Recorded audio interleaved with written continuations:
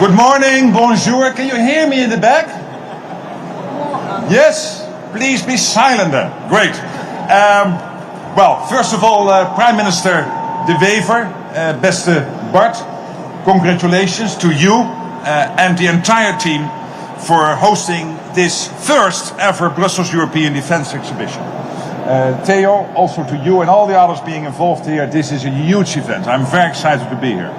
Because this is, first of all, a great opportunity for the defence industry in Belgium, across Europe, North America and also the rest of the world to get together, to build ties and also to showcase all the innovations going on.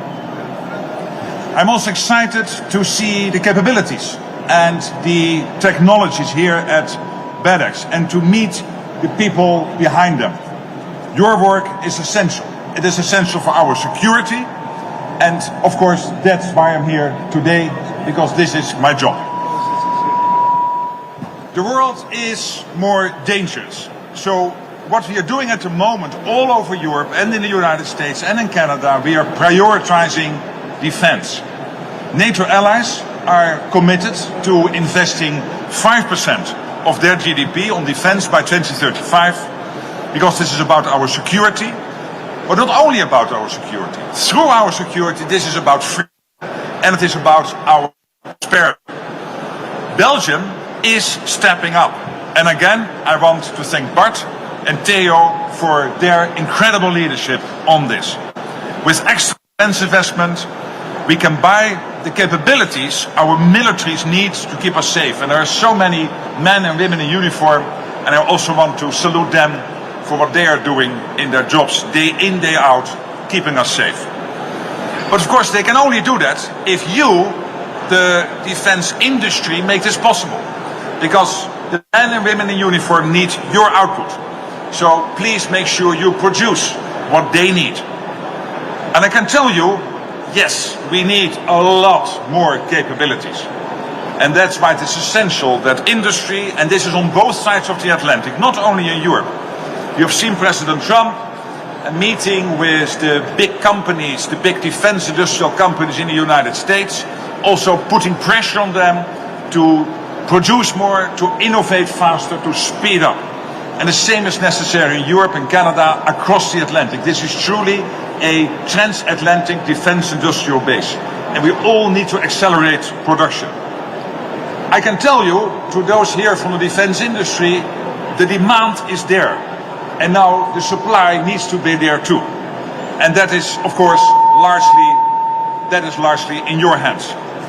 When I look around this incredible exhibition, I see the best industries, the most innovative technologies, and I see incredible creative people.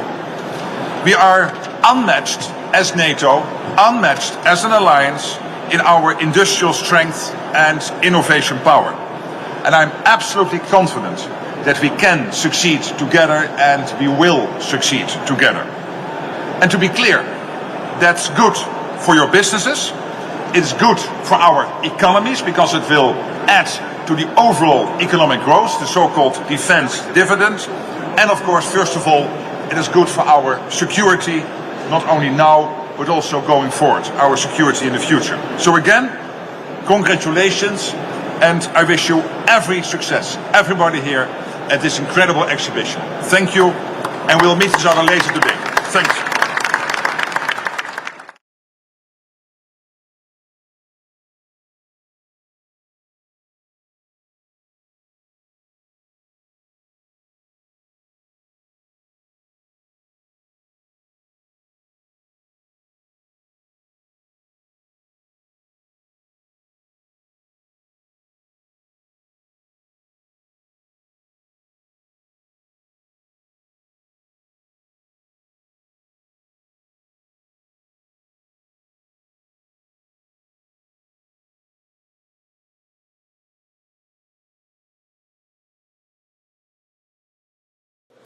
Gentlemen, thank you for being with us. As requested by you, we will feed this debate with questions from the audience. But first, let me start with a very short question. Secretary General, NATO's deterrence now depends as much on industrial capacity as on military capacity. This room brings together leaders from across the world from defense industrial companies. What are the key messages that you would like to give them and that you would like to share with them today? Well, thank you so much for hosting and for organizing this. And before I answer the question, let me just say that I'm proud of what Belgium is doing under the leadership of Bart de Wever and Theo Franke. Indeed, Belgium is back in the money spent, reaching the 2% last year and now working on a credible path to the 3.5. This event shows that the defense industrial base in Belgium is strong and that it is growing, and I think that's extremely important. We have seen the Shadow Fleet ship, now I think 2 weeks ago, Theo, when you basically made sure that that ship was captured and brought to the port of Antwerp.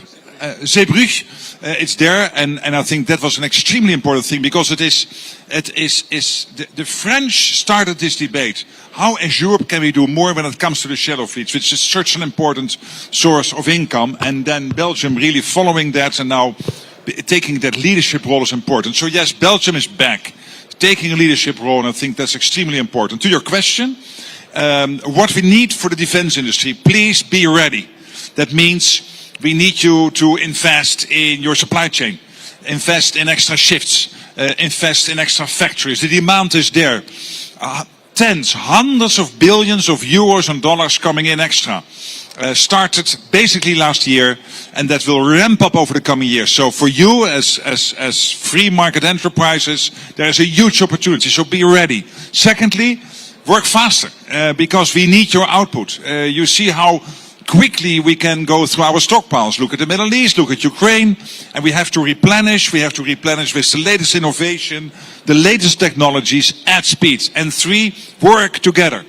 I'm really impressed also in this event to see so many companies working in Belgium, but also from Belgium with companies all over Europe, with the United States, big US companies investing in Belgium, in Europe.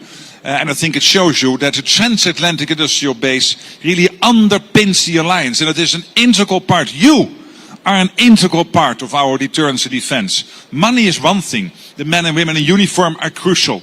But without the equipment, they cannot fight. And our adversaries know that. So they need to know that we have a strong defense industrial base. So thank you for what you are doing. Again, be ready, speed up when it comes to the pace, and work together. Okay, thank you very much. Minister Franke, you've been very clear about the importance of strengthening Belgium industrial base. What can and what do you do as Minister of Defense? Trying to support everything. Everybody, hello. We're trying to support our industry. We're having this for the first time, an exhibition with a lot of people, a lot of companies. I think that one of the key elements is networking, knowing each other, knowing our SMEs also, because Belgium is a country with a lot of SMEs. We don't have big flagships when you talk about defense industry. We have Evan Herstal, we have John Cockerill, we have maybe 3, 4, maybe 5, but we're not a big country, so we don't have the same amount of big companies like Germany or like France. But we have a tradition, and we have a tradition for hundreds of years of armament, of investing in defense industry, of good and strong defense companies. But they were sleeping more because it was unethical to invest in defense 5 years ago. When you have a new project as an entrepreneur and you go to a bank or to a European Investment Bank and you say, I want to invest in building a drone who is also dual use for maybe also military capabilities, then the bank says, you cannot have a grant, you cannot have money, because we don't do that. So we come a long way. It was really difficult periods. Now defense is hot, defense industry is hot, and the most important is that when everybody is awake, we need to organize exhibitions, organize fora where people can meet, where entrepreneurs can mingle, entrepreneurs can network, and trying to have more defense industry coming out. Tomorrow we have the first Belgian-German Defense Industry Day here at BEDEX. We did the first Defense French Industry Day. We have that as well. We're doing this with the Baltics. We're going to do this with the Netherlands.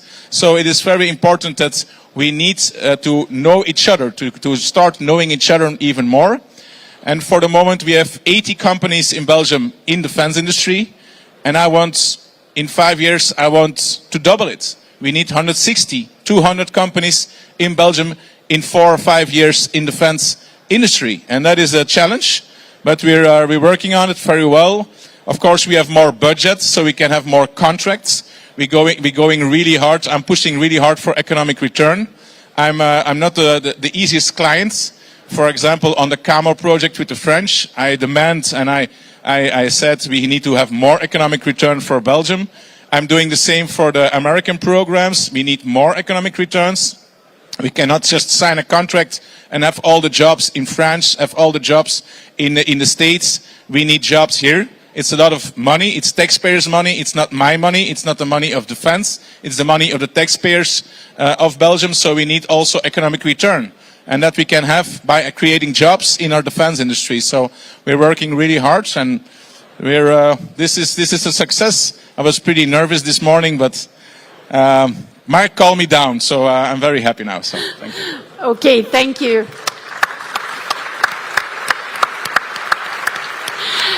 So I think the message is clear, the target is clear. We want to have more companies that produce at a faster speed.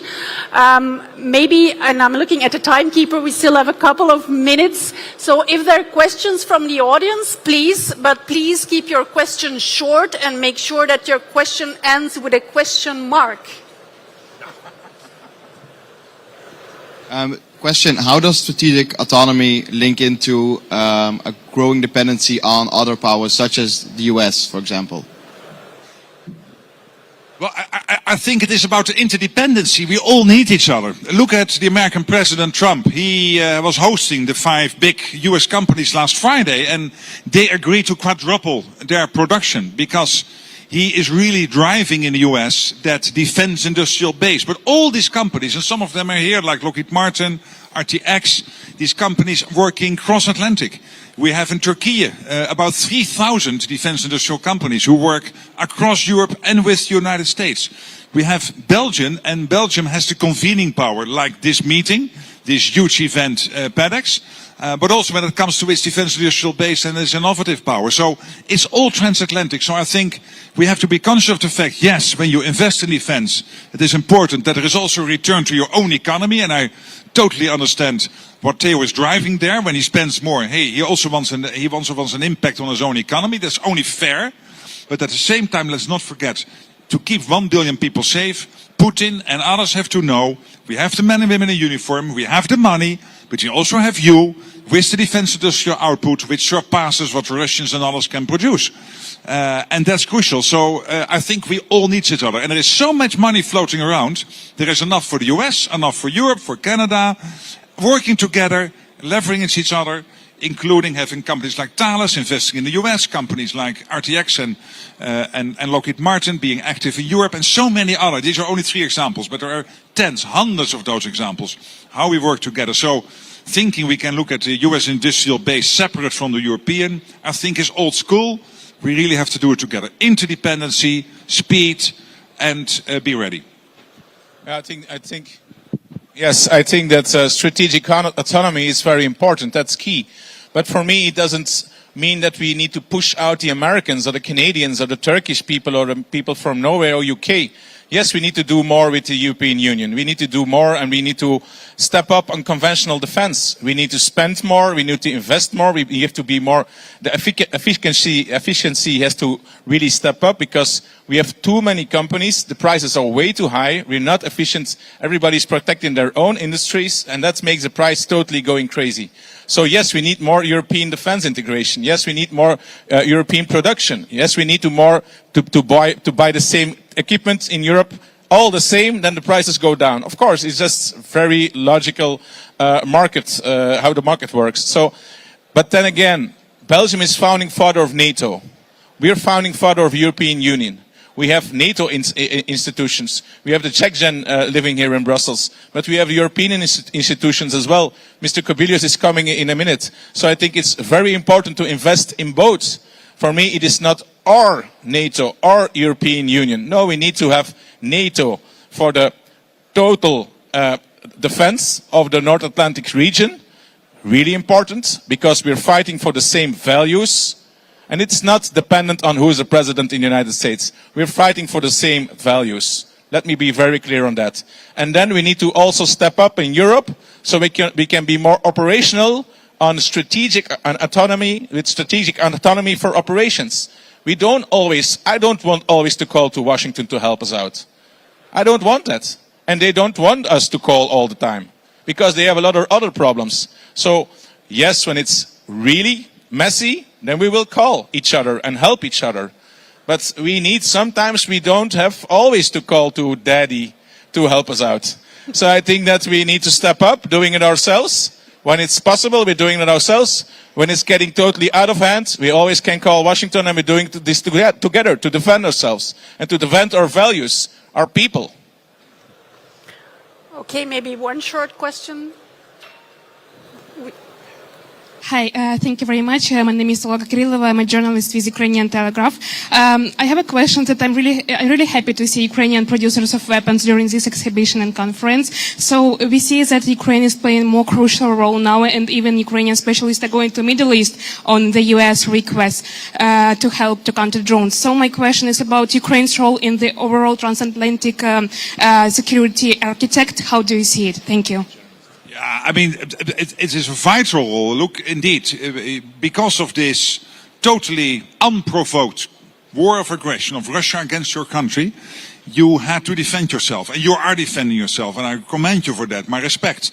But you also had to innovate, and you are now one of the countries with the most knowledge and experience when it comes to drone technology, anti-drone technology, but also so much more.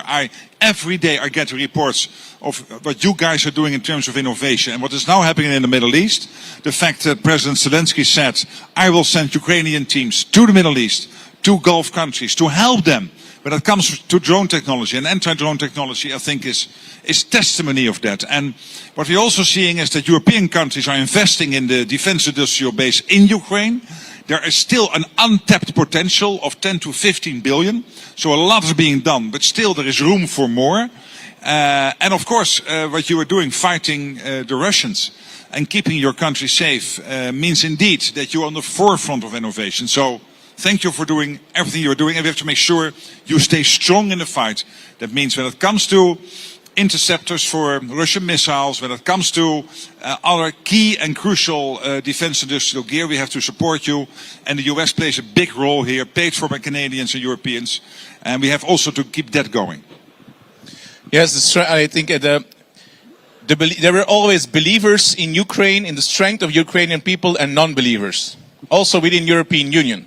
Within the whole of the world, but also in European Union, you had believers. Ukraine can do this. Are people that said, no, Ukraine, it's impossible. They don't have the strength. They don't have the power. But now you're proving the non-believers are wrong. The believers are right. And I'm so happy that you're here with so many companies. We need your technology. We need your innovation. We need your engineers. You're doing it. It's the best technology. Everybody wants this now. And you have cheap prices. And I like cheap prices. I can buy more, so I need more. Thank you. Okay, thank you very much. I'm sorry, but it's your timekeeper. Okay. One final question. Thank you. I'm sorry for following up. My name is Milana Golovanya. I'm Ukrainian journalist for Liga.net. But I have a question. Sorry. Keep the mic a bit higher. Sure. Thank you. Is NATO ready to use JTAG initiative, for instance, not to use Ukrainian battlefield experience, but, for instance, to buy Ukrainian software, if we talk about interceptors? Thank you. Well, of course, I cannot go into all the detail in an open session like this, but I can assure you we have in Poland a center, JTAG, where we capture all the lessons from the war. This is a Ukrainian NATO organization. So Ukraine and NATO organizing that collectively in Poland, the Joint Analysis Training and Education Center, where we capture all the lessons from the war to be able to basically figure that in our own defense plans. and learning from Ukraine, and that means including, when it comes to innovation, the latest technologies, etc. So I cannot get into specific technologies, but more general, you can be assured we take all the lessons. And then to the point Theo was making about the Europeans, I'm proud of what Europe is doing. Take a country like Germany. It will spend in 2029 twice as much on defense as it was spending in 2021. They will spend 153 billion euros in 2029, the same as the French and the Brits combined. But also the French and the Brits are spending more. Belgium is spending more. The Dutch are spending more. We are all spending more. We are really ramping up defense spending. And what I predict, when you have this again next year and the year after and the year after, you will see a NATO which is more and more European-led. And I think that's exactly what the Americans want. They want to stay involved, both conventional and nuclear, but they also want NATO to be more and more European-led. And that's exactly what is happening. But therefore we need the spending and we need you. We need the defense industrial production. Okay. Well, ladies and gentlemen, as we conclude this... but we can conclude the talk, but I think we have a clear message here. There's a lot to do, there's a lot of work to do, but there are a lot of opportunities. So take the opportunity, work together, collaborate, talk with each other. But before I leave you to go out for conversations that hopefully will end up in real collaborations, let me give the floor to a very important end user. Let me give the floor to our Chief of Defense, General Frederik van Sina.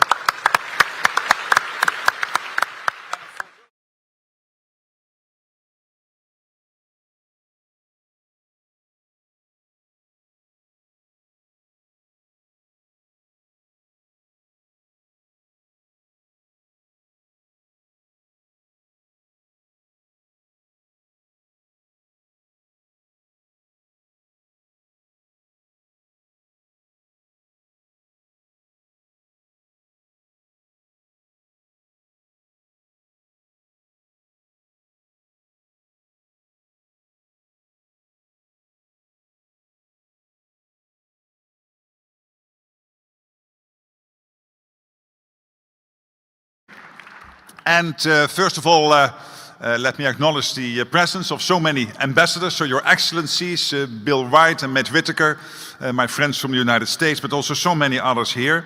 The generals and admiral, great that you're here, Theo, and of course all the other participants and the men and women in uniform. A really good evening. It's really great to be here. I feel very, very excited. And again, I want to thank Theo and I want to thank Belgium for this first important edition of the Brussels European Defence Exhibition. Today's event, BEDEX, indeed is a premiere, an important event. And indeed, that is, Theo, why it is my second visit today. I've spent some time talking to companies at their stands earlier this afternoon. So this evening's dinner gives us the opportunity to continue the conversation, and now we can have that conversation all together. And this is where defense companies, where you as industry leaders, tech firms across Europe and North America come together. It's indeed an impressive show of transatlantic industrial and technological power. And this is exactly what we need in the current times. I want to thank you all for your work and what you're doing, the capabilities you produce, the innovation you bring to the world, and let me say, so much more. It's indispensable for our security now, today, and even more so, I can assure you, in the future. I've had the honor to meet many of you on previous occasions, and I've visited several of your companies.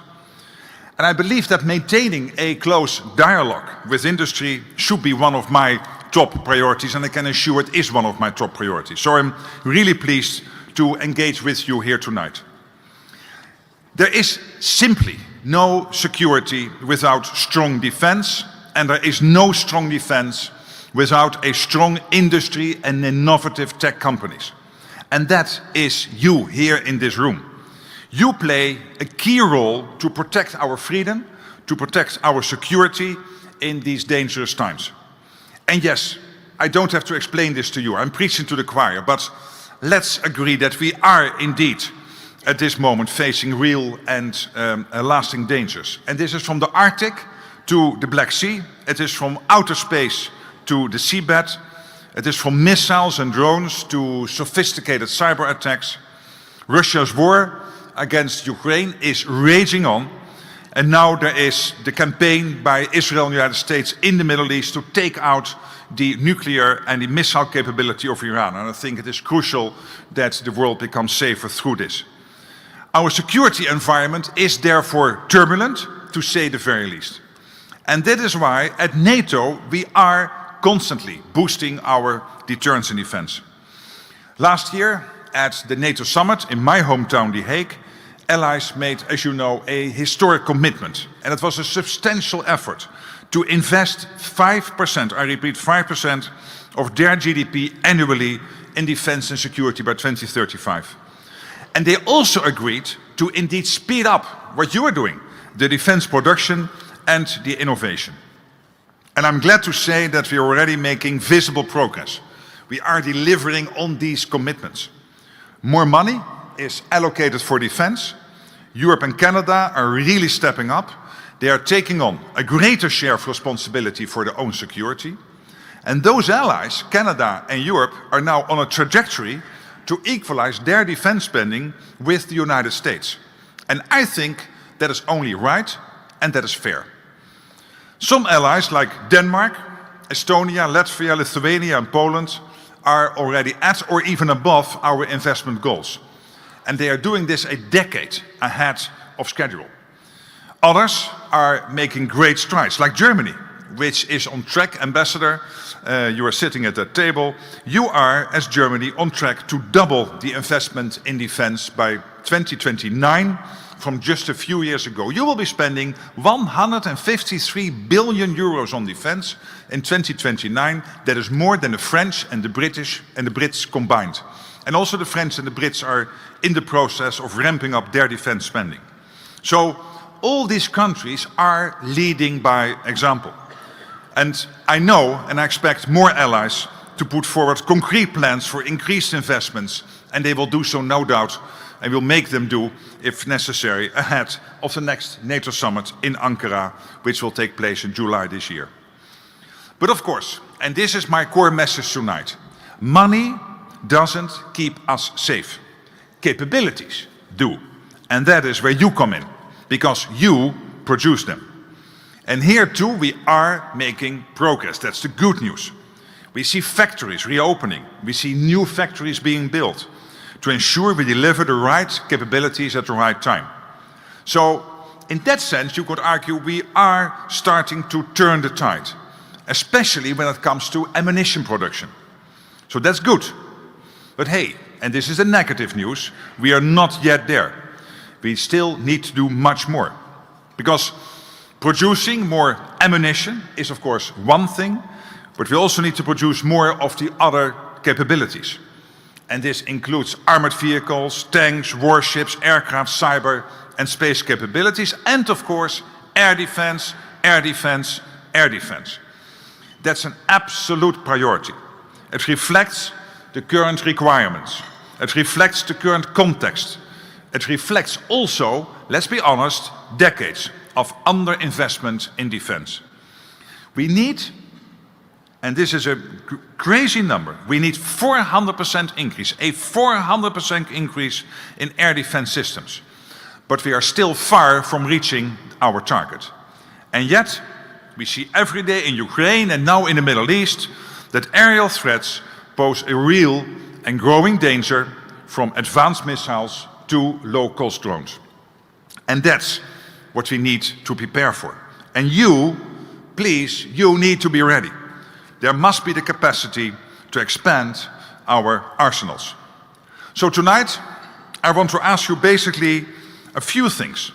First of all, I need you to speed up. We don't have the luxury of time to develop and produce more capabilities. We need them now.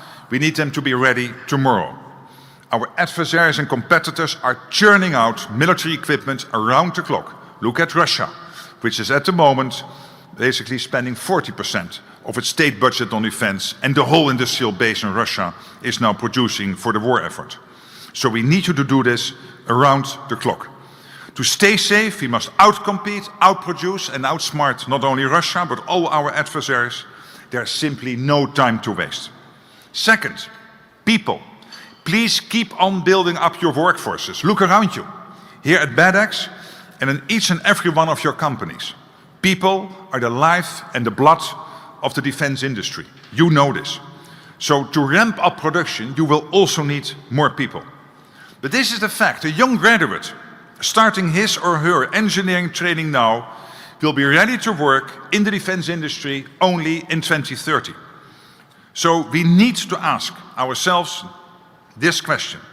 Are we doing enough to attract these young people today so that we are able to produce at pace and scale in the near future? And then the third element, and this is really crucial. The third element is cooperation, and above all, transatlantic cooperation, because this is what NATO is about. Produce and innovate together across Europe, Canada, and the United States. And yes, we absolutely need a stronger and more capable European defense with a re-energized European defense industry. And Europe is stepping up, and that's exactly right. And as a European, I take great pride in that. Over time, NATO will be more and more European-led. But at the same time, we must be realistic and pragmatic when it comes to our security. A continued, strong US presence, both nuclear and conventional, remains imperative. And we rely heavily on some state-of-the-art capabilities using high-end technologies that only the United States produces at scale. So the bottom line is that our defense is strongest when we combine the ideas, the assets, the industry we have across NATO. This, precisely, is our strength. And many of your companies already know what transatlantic cooperation means and the benefits that come from it for your businesses and for your society. Let me just give you a couple of examples. In September 2026, MBDA and RTX, and by the way, good to see you again tonight here, sir, from RTX. In September 26, MBDA and RTX will open the first facility in Europe to manufacture Patriot missiles. And the European defense company, MSM Group, is,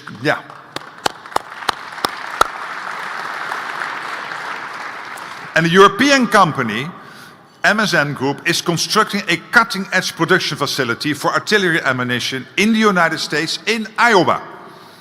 Starting in 2029, the facility will produce nearly 500,000 rounds per year. And I believe this is the progress we need on both sides of the Atlantic. And we need more of it. From where I stand at NATO, I see evidence of a real shift in mindset when it comes to our security. There's a real unity of vision and unity of action. And there is a real sense of urgency and ownership in how we are working together to deliver effective deterrence and defense. The mindset of our political leaders is shifting. So now it's time for industry to shift too, to produce more, faster, and yes, transatlantic together. Our security depends on it. So again, thank you very much for what you are doing, and I wish you an excellent event over the coming days. Thank you so much.